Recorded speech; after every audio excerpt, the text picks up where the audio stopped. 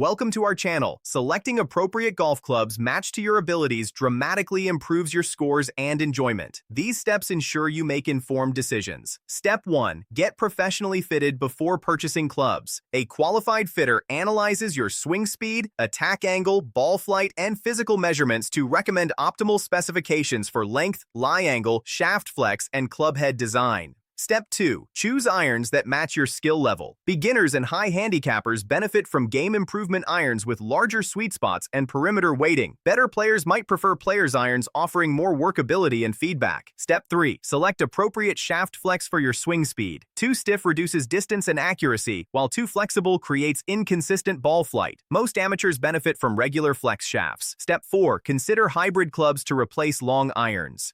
Hybrids are easier to hit from various lies and launch higher with more forgiveness than traditional long irons. Step 5. Match your wedge selection to your course conditions and short game strengths. A standard set includes pitching, gap, sand, and lob wedges with 4 to 6 degrees separation. Step 6. Choose a putter that fits your stroke style. Face-balanced putters suit straight-back, straight-through strokes, while toe-hang putters match arc-style putting strokes. Step 7.